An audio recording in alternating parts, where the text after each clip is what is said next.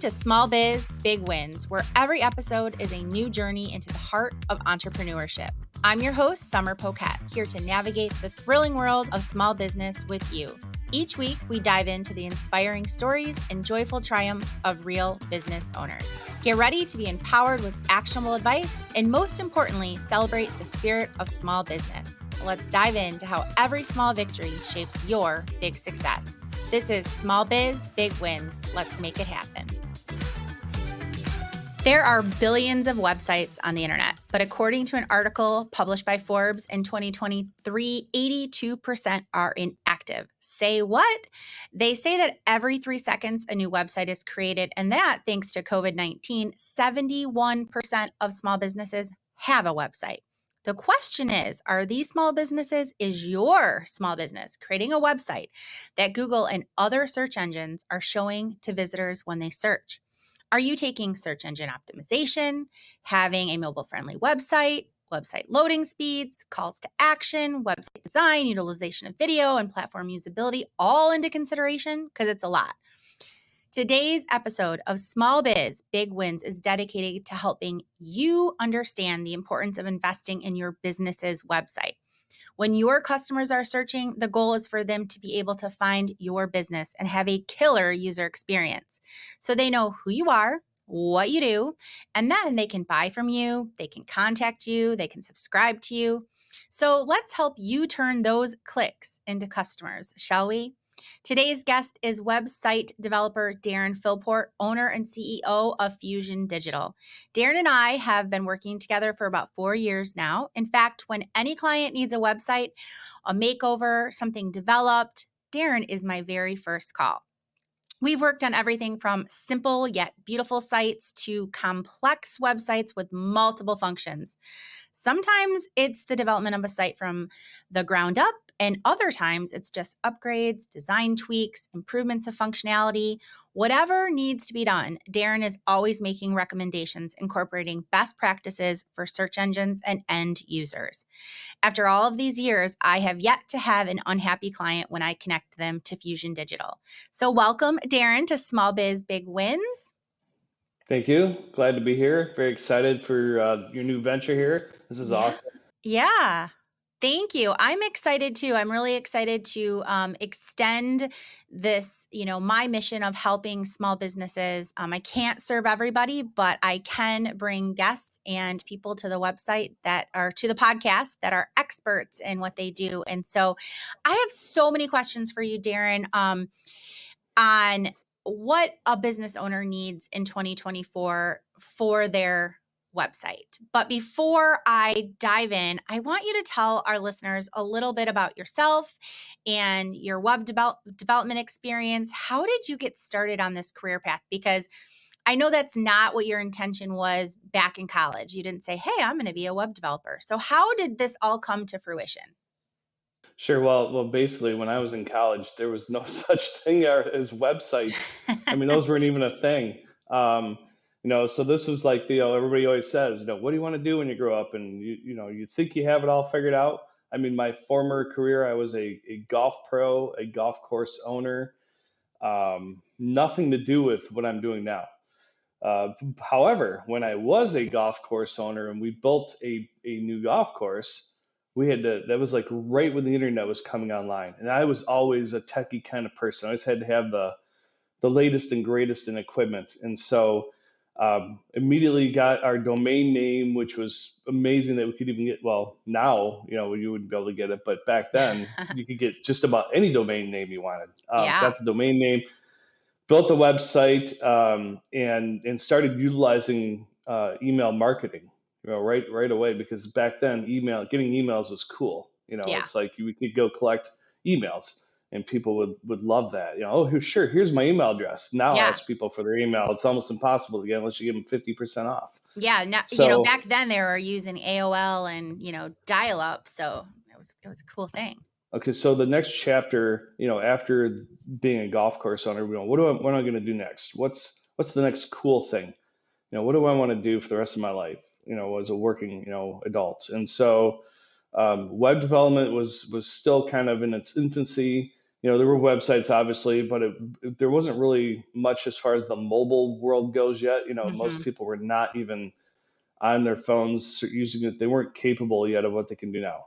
Yeah, they had And so that BlackBerry. was, yeah, they did, so it was very, very limited. And so that was about 10 years ago or so, maybe a little bit more than that. But anyway, getting into this world of website design and learning it, and just kind of, I learned it from the ground up. It wasn't like I went to school for it. It wasn't like I spent years educating, going through programs and stuff. I learned it from the ground up, and I learned it from experience, and what to do and what not to do. And so as time went on, I just got better and better at my skill set. And it just, my wife, I remember her asking me, "Are you sure this is what you really want to be doing?" And because you're out there looking for business, and trying to get yourself off the ground, and so it just took off, and it hasn't slowed down. It just keeps getting better. And I think the biggest thing I can say is that obviously my knowledge of the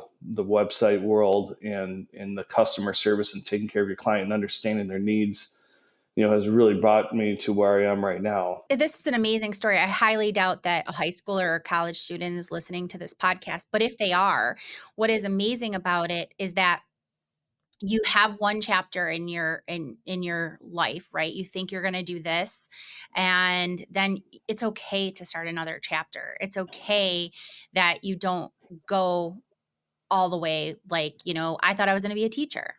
Like, it's Yeah, okay that you switch career paths, and I think that's such a great lesson. And I know I tell my kids that all the time. You're 19, you're 17, you're not a tree, you don't have roots. You can change careers and jobs, and you can move, and you can do those things. But and also what's so interesting is that you taught yourself all of this. Like, back then, you couldn't go into web development. And so you started no, this business from the ground up, teaching yourself and serving small businesses. And that's just an amazing story too for entrepreneurs and small businesses. Sometimes you got to teach yourself, and now we have the capability to do that with all of the online courses out there.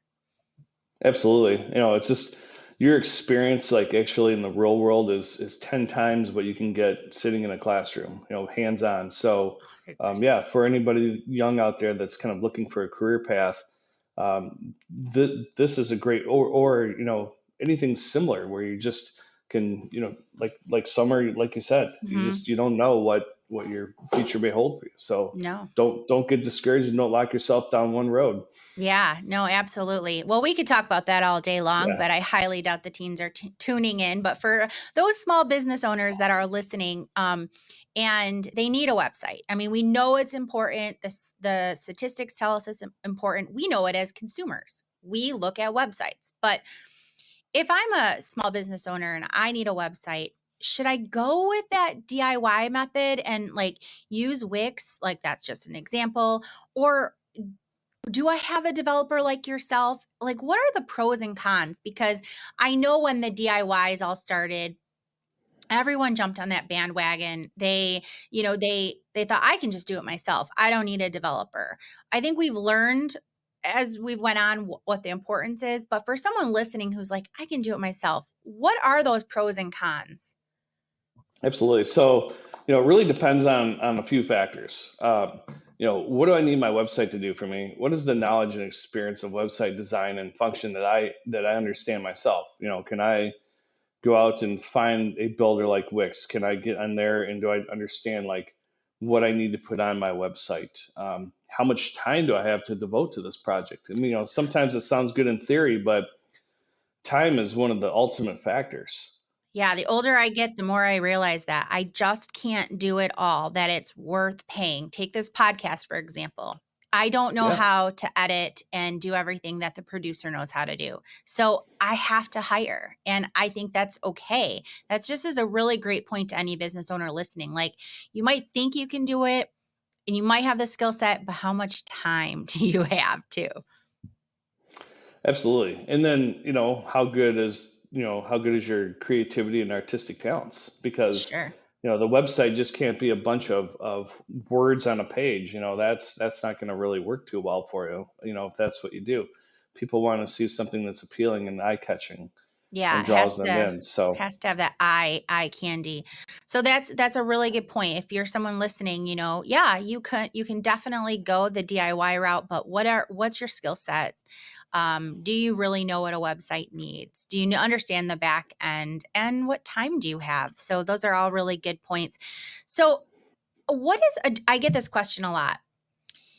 What is a domain name? Then what is website hosting? And then what is website development? Like, how do all three of these things work together? A lot of people don't understand that. They're like, oh, I bought my domain name and I'm just going to start a website, but you have to host it and you have to, develop that website. Can you kind of break it down for us? What are these three things and how do they work together?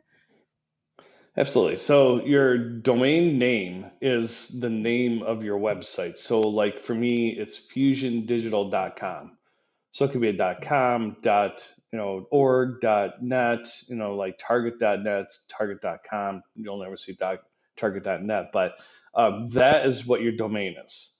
And so in your domain actually needs to be hosted somewhere. Like, okay, where do I get a domain? You can go to someone like GoDaddy, Network Solutions, Namecheap. Those are three big ones. And you can go there and you can search for a domain, the perfect one. And sometimes you'll be surprised. Like I'll look for a client and they'll be like, and I'm thinking to myself, there's no way this domain is available. And boom, there it is. And Mm-hmm. so you have to be kind of creative with that too. You might have to, maybe your Bill's Plumbing. Well, I'm sure there's 9 million Bill's Plumbing people in the United States, right? And so you might have to go Bill's Plumbing MI, or it's just something creative that you can kind of Sure. tweak to find that perfect name. The other thing, real quick, about domains that I want to mention is you always want .com. Do not use .net, I'm because so what glad you that brought tells up that people. question. Yeah, I'm glad you brought up that question or that, point, because a lot of people will get like they'll see billsplumbing.com isn't available, so they'll do .biz, .co, something else. And how does that affect the searchability and what does that tell people? Well, it doesn't, like, from a searchability standpoint, it doesn't really affect things, Okay. but subliminally, like if I see that, like if you were to see Ford.net out there, you'd be like, huh. I mean, it just doesn't, it doesn't sit the same as .com. .com is like the original, the one. Now, So that's it's a not to say there, legitimacy. Like you're yeah, it legit if is. you have the .com. Okay. That's exactly it. And so, there are some that are up and coming, like .io and .co are two really trending, domain portion, the .com part of it. Okay, Those good are to really know. trending. So if I can't find a great .com that really fits for the client, that's within a certain character too, because you don't want to have, Bill's Plumbing and Heating and Cooling Service, .com. I mean, it's just, you do not want to have that. Yeah. So the shorter you can make it, that makes it people understand what you are or represents your business, the better. So Okay. So it needs to be short. It needs to represent your business and actually be what your business is, right? So if it's Bill's Plumbing, you might not want plumbing, you know, in his brother's name. Like it has to be what his company is, should be short, should be .com, and then or there's alternatives that you recommend. yeah, yep, definitely. Like the .io and the .co. Those are Okay. two really good ones that are really trending right now. Good to know. So that's kind of the whole thing about domains. And so then, okay, now I have my domain. Now I got to build my website. Where do I build? How do I even do that? You have Mhm. to go to somebody like Wix or Squarespace, or even GoDaddy has a website builder. And so those are all proprietary platforms, website building platforms. So you can build all three of those, with those companies, and they will host them, and we'll get into that in a hot second. But those three, the proprietary type platforms means, let's say you build your website, you invest all this time and money in building your website on Wix, okay? And so then a year down the road, you're like, this really is not doing what I want it to do. I Yeah. like my website, but I just need some more features. But maybe Wix doesn't offer those features for you. Then you're like, Okay. I'm just going to take my website and go somewhere else with it. Well, you can't do that. Your website Because is it's built in Wix, it's staying with Wix. because it's on that proprietary platform. So this is Yeah. something else Yeah. that people need to be conscious of when they are thinking, I can just do my own website and go on Weebly, Wix, whatever, GoDaddy, that they can't just up and take it someplace else. Squarespace. Correct. Yep. So there's another platform called WordPress, which is what most of the kind of outside of your huge corporations, most of your small to medium business websites are built on WordPress, they're custom built.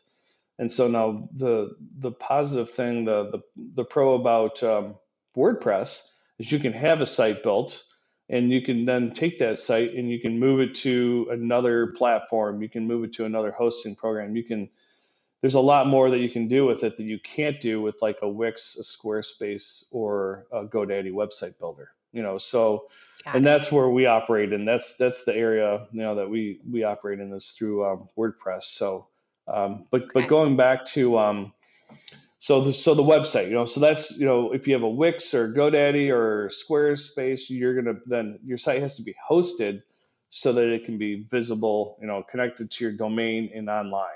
So you Got it. basically have So your domain over here, you have your website over here, and then in between is the hosting that connects these two together and then displays it to the internet. you can't, somebody has to host all those photos, all of this design, all this stuff. It can't just be, it's like paying rent to be Yeah, online. To be able to be that's searched, you are paying rent, and that rent is a hosting company to have your piece of land out there in the wild, wild west of the web.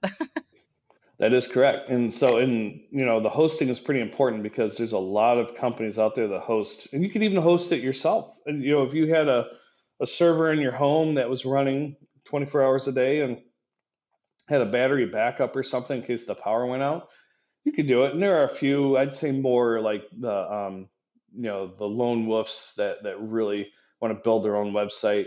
And, yeah, I have it. I come across them once in a while. Yeah, I had built my website originally, and it's on this server in my home, and and they've had enough, and they're ready to just jump over and Got it. upgrade their site and upgrade their hosting. So with hosting, tons of companies out there. You just want to find there's a few big players out there.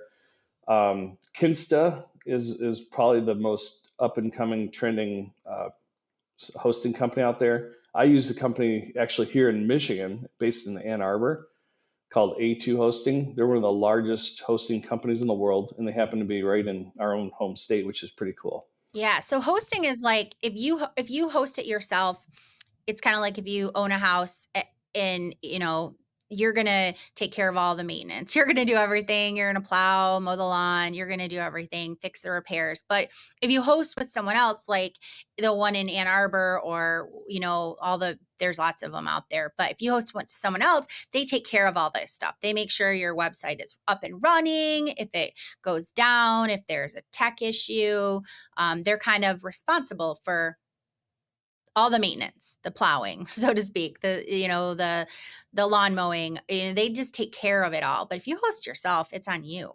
Right. Well, and you also want to rely on your developer, someone like myself. If I'm going to Yeah. build you a website, and 99% of clients use, we build the website and then we host it on someone like Kinsta or A2 Hosting, Okay. and then we maintain the website, the connection with the server. So if there are any issues, we take care of those. It's Yep. kind of complex. And so if your site goes down, you're like, well, my site's down. Nobody's going to know what to do. So they call their web developer and they Take it say, from there. help, our site's down, what's going on? And then the developer can go in and troubleshoot and see what's going on, because it's kind of a living, breathing thing. There's always updates, all kinds of different softwares all working together. And sometimes they don't work well together. And so you have to make adjustments. So Yeah, and there's security. And so that's another pro of having a developer like yourself, is that they help you take care of those security issues, back end stuff, all of the software, the upgrades. They're always, making new upgrades to keep you safe from hackers. And if you go the DIY method, you're kind of on your own. Like it's you like, are well, you're yeah. you're chatting with Wix about, why is my website down? And who knows if you're going to get an answer out of them, or Totally. something good. So Yeah. yeah, my clients, rest assured, it's like they're great at what they do. I mean, they have their special, and they rely on me because I'm great at what I do. Yeah. And so they have peace of mind. They don't have to worry about anything. And so we build their website, we maintain it, and then like the other day, I had somebody text me a picture of a letter that they received, and they're like, "Is this? Do I have to pay this?" And it was some scam. It's like a domain directory, national directory, and it's been around for years, and it's about $300. So if you ever get one of those in the mail, trash it. It's garbage. It's just you're going to throw away $300. So I had a client text me like, "Do I need to pay this?" And I'm like, "No, no, no. Throw that out." They just want to put your domain included in their directory. A quick shout out to our sponsor, Keep It Real Social, an award winning marketing agency. They're not just marketers, but storytellers, making your business shine. Thanks to Keep It Real Social for empowering us and our listeners in the digital world. For your digital marketing solutions, check out keepitrealsocial.com. Back to small biz, big wins for more insights and inspiration. So now I have a website. Let's say either I'm doing it myself or I have someone like you. A lot of, people hear the word search engine optimization, SEO. Why is this so important to listeners? I mean, is it Yeah, it's a little important, I'd say. I mean, okay, important? let me put it to you in this perspective, okay?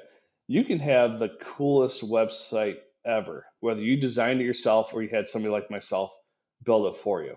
Hmm. And if it is not optimized for Google, because let's not even talk about any other search engine because it really doesn't matter Yeah. because Google is the one. I mean, Google, there's Bing, and usually I think maybe 4% of people use Bing in the world. And I think half of that 4% is because their computer somehow switched to Bing as the default and they can't figure out Yes. how to get rid of it back Yes, to mine does Google. that to Yahoo. So, yes. And I know there's Yahoo and there's Bing and there's DuckDuckGo and there are others, but I believe the stat is almost 82% or more, it could be more now, are all searches are coming from Google. I mean, they own it, right? So, Right, and so we use Google as the example, but I mean, yeah, it could be, basically websites need to be optimized for any search engine that is out there crawling the internet and trying to find, the content. So back to my awesome, beautiful website that we just built, or somebody built themselves on Wix or whatever it might be.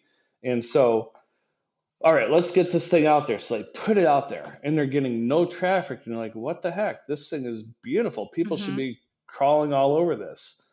Well, it's like having a billboard, a eye-catching billboard right on I-75. Okay. It's like right next to it. You can look up and it's like right there, but it's facing the wrong way.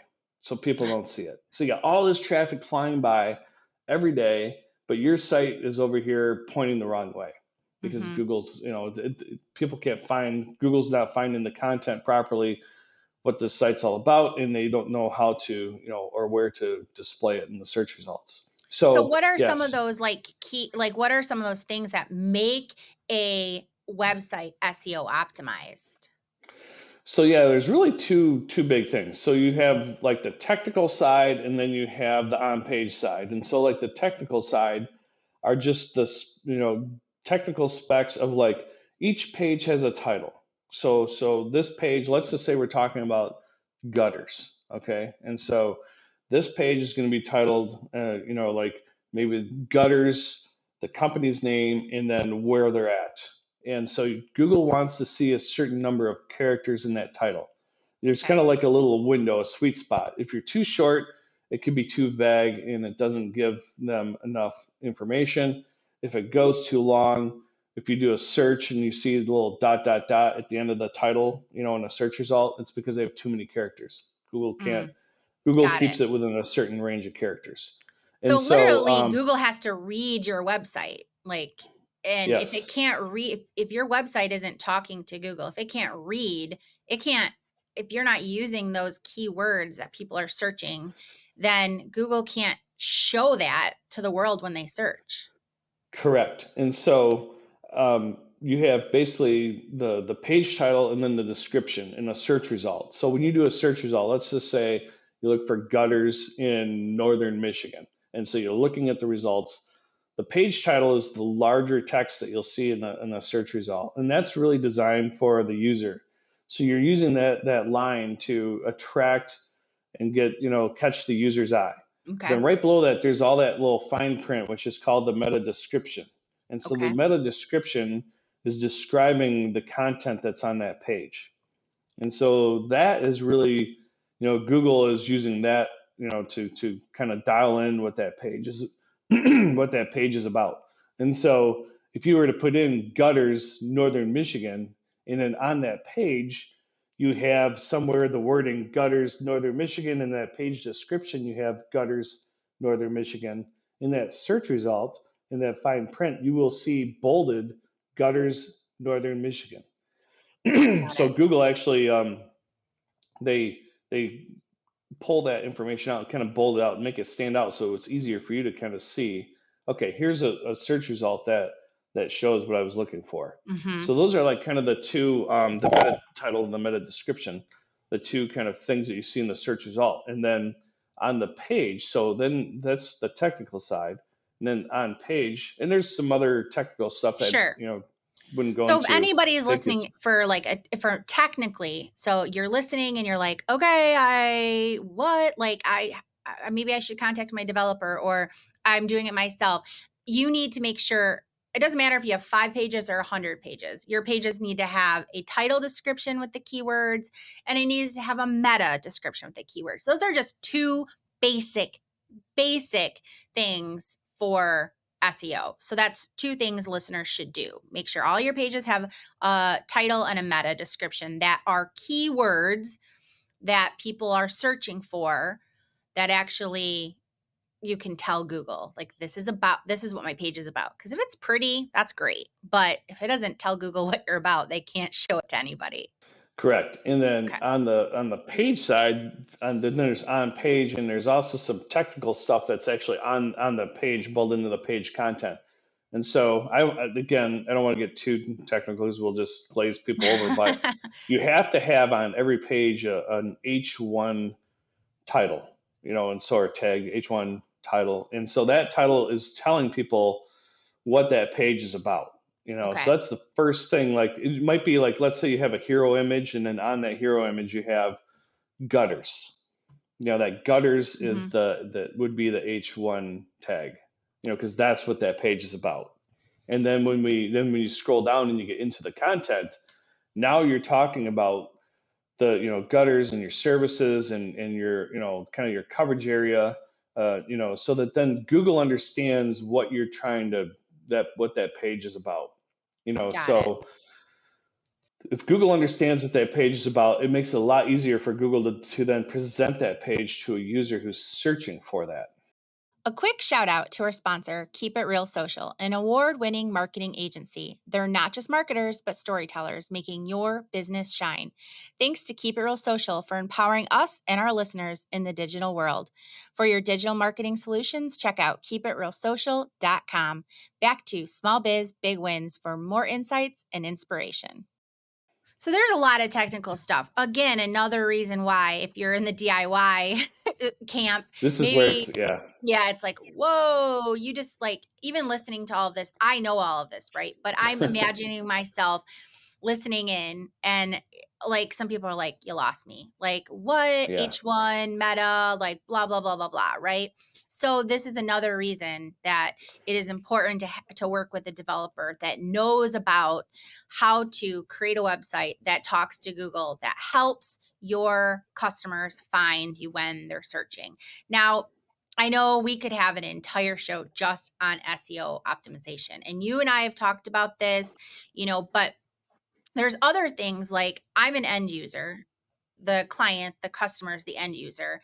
And if they find your website because you have all that back end done and they find it, but it takes like 5 minutes to load, right? It takes forever to load. Like, how important is that user experience? Because I heard that like 40% of people, if it takes more than 2 seconds, you lost them. So it's all great to have all the SEO done, but what about the usability of a website? Because I see that a lot. Like I go to pretty sites and I can't get them to work. Yeah. Yeah, that's so key. And you say 2 seconds, and I mean TikTok is the number one website in the world, and so TikTok, the your attention span is like I don't know what the exact number is, but Split it's like a second. split second. Yeah. It's like it makes us makes us like the MTV generation. We're Yeah. like old school. Yep. We're like beyond. It's like that's TikTok's like miles ahead of us, MTV users. When we Sure. were like lose us in 2 seconds or something. And Yeah. so yeah, I mean your page needs to load right away, Your and page and needs to load. then so then on top of that, and I can't, I should say this. So there are situations where a page might take a little bit longer to load because you have really high quality images. Let's say you're an interior designer, Sure. you're a custom home builder. You have somebody that really needs to display like these wow factor photos that we can optimize so that they look good online. But sometimes we make those pictures a little bit better quality, and it does slow a half a second or something down the load time. But Okay. there's a trade-off, there's a balance, and so you know in that case, yeah, I mean, but if I'm looking to order a pizza, I want I want it now. I don't want to Yeah. have to. Or if I'm standing in the water in my basement, I don't need a page to take a little bit longer to load, Yeah. because I have water on my floor. I need a plumber. So Totally. Yeah. anyway, um, and so the other side of that, the whole balance thing is with that, the usability of the website. It could, yeah, sure, let's say you have it fully optimized for SEO and Google's displaying and everything because you have so much content on there and it's just all words, you have no images, you don't have Yeah. anything that really stands out. You're going to lose people, so you have to create a site that first captures their attention, above the fold, and I know we'll talk about that in a little bit. But Yeah. so you need to capture them, and then as they're scrolling through the content, they're looking they're just scanning. People are scanners. That's just how we are. We're not going to Mhm. get in depth Read about every something. word. Yeah. Google reads everything, and I tell people, I'm like, Google will read every single line on your page. Users will not, and so the trick is trying to make it the page good enough so that Google's reading it and that the page works well in search results, but you're not losing the user, and it functions well for the user. So you want to have a lot of white space, and you want to have just some titles that stand out that people, as they're scanning, like, oh, okay, this is what I'm looking for, this sounds interesting to me, and then I'm going to dive into that, and I might read that paragraph or that section in detail. So there's a balance between those two for sure. So it's important to have a search engine optimized website that speaks to Google, but the user experience of making your text attractive, eye catching, having great photos. And I think for me as an end user, making sure that the navigation, I can find what I need in less than 3 clicks. And that's kind of my golden rule. If I have to click, click, click, click, click, click, click, I'm gone. Like I don't, my attention span isn't there anymore. So, so those are some things that really are important for the end user when you're developing your website. Absolutely. I mean, it's like the trying to get them, like you said, 3 clicks or less. And Yeah. so if they have to hunt for what, it's funny how I'll go on a website. In fact, one client, it's like this is a place that people actually go to. They need to go to their brick and mortar, their location. And I'm looking around and I'm like, well, where are they located? I can't even find, directions or anything, And so if I'm having to have to go dig for that information, Mm, I'm probably not gonna, I'm gonna look somewhere else. I'm like, okay, that's not working. So yep. And I'm your gonna, website should those clicks should turn into customers or subscribers or and if those clicks aren't turning into that and they're just bouncing off, you're probably needing to look at improving your website in 2024. Yeah, absolutely. And I know Yeah. we're going to talk about, some of the other stuff down the road, further into the podcast. But Yeah. yeah, it's just crucial that, they get to the site and they find what they're looking for immediately. So Absolutely. So let's talk about having a mobile friendly website because, from a statistical perspective, we know that consumers are viewing websites on their mobile device. So talk a little bit more about having a mobile friendly website, how important that is. absolutely, because, 10 years ago, we were saying that your site needs to be mobile friendly. So 10 years ago, we were telling people, hey, your website is not mobile friendly. I'm pinching, I'm zooming, I'm sliding it side to side, trying to read the content, right? And so that was 10 years ago. Yeah. And it's, now 2024, and there are still sites out there where it's like that. And they're mostly small businesses, that had, maybe they invested in a website 10 years ago, and they just don't realize the value of upgrading their website. They, maybe they just don't feel like it's that important to them. That they don't even know is, yeah, my site shows up on the internet, but, is it showing up on, is it formatted for my phone? And so that is absolutely crucial. It could be beautiful on desktop or whatever, but if people are doing that pinch and zoom and they can't get what they need on their mobile device, and then it doesn't matter if your consumers aren't interacting in a positive way on the device they're using. Correct. And so like we build mobile first. So what that means is we're actually thinking of the mobile design first before the desktop design, because we're designing it for 80% of the users, because they're going to be on this website on their phone. And Wow. so not the afterthought, like, oh, here's the desktop version, and oh yeah, by the way, we should probably make it mobile friendly too. It's like, no, that's crucial. It's the mobile, like, and I Wow. always tell people, like, let's take a look at your website on, because when maybe I'm going to meet with a new client, or I'm reviewing a website design that we've created with the client. It's important to look at it on your phone, and because a lot of times they don't even, they're like, okay, here's my website, and they're showing it to me on a computer, and I'm like, well, how's it look on your phone? And so we pull it up on their phone Mm. and look at it, then we can kind of critique and kind of see what's working and what's not working.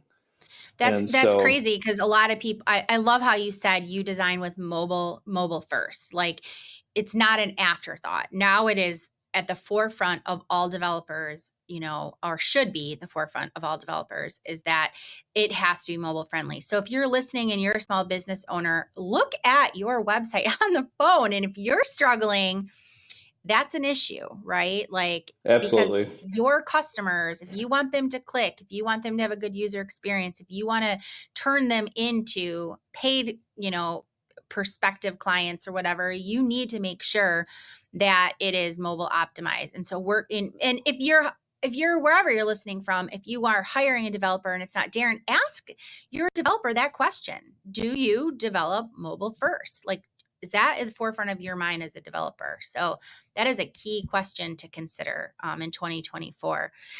I want to bounce back really quick to talking about desktop a little bit because people will come and say to me, well, it has to be above the fold. And I think what does that mean, above the fold? Right. And so what that means is when you load a website, either it's on your phone, and technically we call it the viewport. Okay, So we'll just say the screen, right? the And so screen. when you load a website on Chrome on your desktop, or, on your phone, what do you see immediately? What's the first thing that's displayed on the screen before you interact with it? If you just hit, click on that link and it takes you to the website and you just stop and take your hands off, what are you looking at? That Okay. is called above the fold. It's like what people can see immediately. And so on that, above the fold, you need to tell people who you are. They need to understand who you are, what you do, and where you're located, and what you have to offer them. I mean, that all needs to be right there, front and center. Yeah, you want to, their attention span is so short nowadays, that you have to capture it right there. So at first viewpoint, that first above the fold, whatever you want to call it, first thing they see, you have an opportunity. It's like your first impression. That's exactly it. First impressions are everything. They really Yeah. are. And so um, it's crucial. Like I'll somebody will send me their website, like, yeah, we need to rebuild our website, and I look at it and I'm like, okay, well, yeah, because where are you located? Like, where is this business? Where are you in Michigan? Are you somewhere else? I mean, it's amazing. Like Can't those find those you. things that people just don't, they don't think about that either.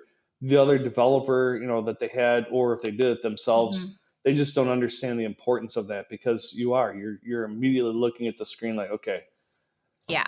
who is this? Where are they located? And do they have what I want? And how do I get a hold of them?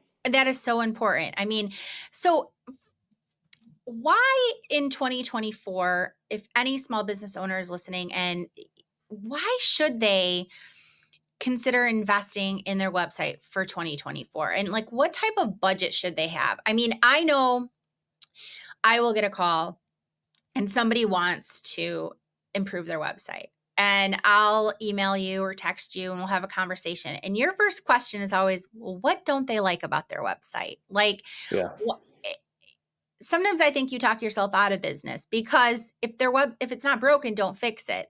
But at the same time, you're looking at things from a different lens, and it's always like, what don't they like about it? What are people complaining? About they can't find them, or is it just they don't like the colors, they need new pictures? So, you know, if I'm listening, why would I need to make improvements, and what kind of budget are we looking for web development nowadays? It's kind of a loaded question for you. it is, but that's a great question, and it's true. I tell you, I'm like, okay, what don't they like about their current website? Because there's usually a reason. I mean, I'd say if you're a business owner and you don't have a website in 2024, you're a rarity. I mean, Yeah. there are businesses out there that they rely on their social media to carry them through. And so, like, sometimes a lot of them are restaurants, believe it or Yeah. not. And so, like, we're like, oh, that place looks cool. We're on vacation or something. We're like, wow, that place looks awesome. Let's go check it out. And there's no website, there's no menu. So we're kind of Mhm. digging around, doing our research, our CSI, trying to find, what this place is about. And they'll have a Facebook page, and the pictures look great or whatever. So um, it's it, but that's a rarity. I mean, most people, businesses do have a website. It might be Mhm. 10 years old. It might be Sure. even 5 years old. And then telling you, like, 10 years old is like dinosaur age, and five Yeah. years old, it's time to refresh your website because Yeah. things change so quick. And so you can look dated. And that first impression that we were talking about, like above the fold, if your website, like, you could be the best interior designer in the United States, but if they go to your website and it looks dated and it kind of looks older, Yeah. like, users are okay, is this who I really want to use to do my interior design? Yeah. So yeah, I mean, definitely, if your website is older than 5 years old, it's time, definitely. And if it's reaching that 5 year range, it might be time, maybe not to start, over, but it might be worth, Sure. refreshing your site and updating it to make it look fit more, like current times. And Sure. so Well, and that's there's in been what I advancements in, search engine optimization. There's been advancement in having it mobile friendly and usability and all of those things. So you probably need some type of a refresh, if it's 5 years for sure. Absolutely. And we have clients that, because we've been around for a while, we have clients now that are coming to us, or we're coming to them and be like, hey, it's time to update, kind of freshen up the look a little bit. What can we do? And so usually when a business owner is out looking for a website, there's something that either it's costing them too much and they don't feel like they're getting their value out of it, or they're getting complaints from people, that are using it, or it's just not doing what they really want it to do. Like the So usability that's why, has some issues. like, I asked them, like, what's not working for you? Yeah, I'm like, Okay. what don't you like about your old website? What do you need it to do for you? Those are really the key questions to ask yourself. If you're not happy with your website, is like, okay, what am I paying for? Am I really getting a value out of it? Am I getting a return on my investment? Am I building, more clients from this, or more customers from my website. So those Okay. are kind of the big questions and what you should be asking yourself. Or yeah, my website is 10 years old. Wow. Because time goes by so quick. It People will does. be like, oh Yeah. yeah, they'll be like, yeah, my site, we built that like 4 or 5 years ago, and I'll look and it's like 12 years old. It's like, Yeah. wow, okay. So really it's, your website is your calling card. And if it's not turning your clicks into customers, then it's not doing what you need it to do, it's time for a refresh. Absolutely. And then from a Okay. cost standpoint, from a budget, that really varies on what you need. If you're a very small business and you have you only need a single landing page, or you might be a larger business that requires 100 pages. Yeah. You might be an e-com that has 1,000 products, or you might be an e-com that has 10 products. There's a lot of variations that depend. So when people ask me like, well, how much is this going to cost me? And I like to have a kind of an initial interview with them and to learn what they want their website to do for them, Yeah. and then we can kind of go from there. But typically, if you want a solid website that is on great hosting, managed by a good agency that has gone through and done everything that needs to be done for it, you're going to spend anywhere from $3,000 to $10,000 for a small to medium-ish size website business, for a business of that needs a site that size. So, but if That's a you good if range. it's I more mean, elaborate. yeah, that's a good range for if you're looking at your budget for 2024, thinking, okay, I need a chunk of change because this is my calling card. This is where people are finding me. This is where they're going. And how do I need to invest in that. And it is an investment. It really is an investment into it. It's not Yeah. like it's something that you buy and you use up immediately and you have to buy it again. You have to buy it again. So it's a 5 year investment. What I Yeah. say. I mean, it can keep going, but then again, you're going to want to refresh it and update it, as time goes on. So Yeah. it's kind of a living being, that you just have to keep maintaining and making sure that's working properly. Yeah, you're going to update hours and update things about it. So, Darin, we could definitely go on and on. There's so much to know about websites and for business owners to understand the importance of websites. But I definitely think we've left everybody who's listening with a lot of tangible advice. And if there are times where you're listening and you're like, oh, that was a lot. Hey, you don't have to know it all. That's where you can call Fusion Digital, which I will have Darin's information in the show notes as well, how you can contact him. So, Darin, I ask one final question to all of my guests, and that is, what is a big win that you had in a business that you can share with other small business owners to inspire them? This can be landing a dream client. It can be a story of helping a business double their sales, an award. What is a big win you've had? So I have this goes back quite a ways, and this is a great. It's not like I wouldn't say it doubled their sales or whatever, but it got him known. And so there's a artist business owner here in Petoskey. His name's Jason Thielen. He owns this company called Little Bay Boards, and they Yes, build these beautiful stand-up wooden paddle boards. They're completely custom built. They're amazing. I mean, they're just like they're something you've gorgeous. never seen. And I Yes. met him about 5 years ago and met with him, and he's telling me, I'm building these boards, but I can't. They're only showing up in Petoskey. I want to show up everywhere because if people see these, they're going to buy them. Yeah. And so we started out. I told him we need to kind of work, start small and kind of work our way out, right? And so we started out with the west coast of Lake Michigan, like because obviously coastal towns are kind of Hmm. going to be more desirable. Is looking for something, like the custom wooden stand-up paddleboard. Yeah.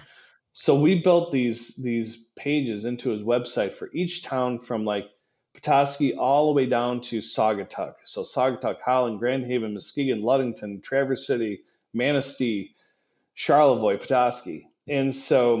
And I told him like, now you have to understand when we build these pages, it's going to take some time. Google will eventually crawl these pages, and you're going to see some results from this. But 5 months go by. He's like, Darin, we're not seeing any results. I'm like, hold on, you got to be patient. Yeah. Google. It could be a month, it could be a year. And so within under a year, he was showing up on the first page, number one result on most searches if you put in stand-up paddleboard in Grand Haven, Holland, Muskegon, any one of those towns. In fact, ahead of the local businesses there that provided those. Amazing. And so that was just to me like one of my favorite victories ever, because I love what he did, his product, what he builds, and Yeah. just trying to get that out there for people. And just to be able to put that out there along the coast of Lake Michigan and have it show Sure. up in searches like that was a big win for me. So That's a feel good thing. You're helping another small business owner do what they love and really share it's an art what he does. So we're going yeah, to include a show note to that website and these boards. They are Jason's boards, and what he does are absolutely amazing. So we'll add that to the show notes as well. So Darin, thank you so much for joining me today. If anybody is listening and they want to make some website improvements or they need a new website, please visit the show notes to connect with Fusion Digital. I promise you will not be disappointed, and make sure you tell him you heard about him on Small Biz Big Wins. Say, Summer sent me. Folks, your website is your digital business card. It's where people find out who you are and what you do. Help Google and optimize your site. So when people search, Google puts your website on page 1, not on page 10. Ensure that your ideal client can easily find what they're looking for so that you can turn those clicks into customers. I appreciate you taking the time to listen to Small Biz Big Wins, and I hope you share this episode with fellow small business owners because sharing is caring. Leave us a review on Spotify, YouTube, Apple Podcasts, and of course, please subscribe so you don't miss future episodes like this one. Until next time, let's kick some small business butt because I believe in you.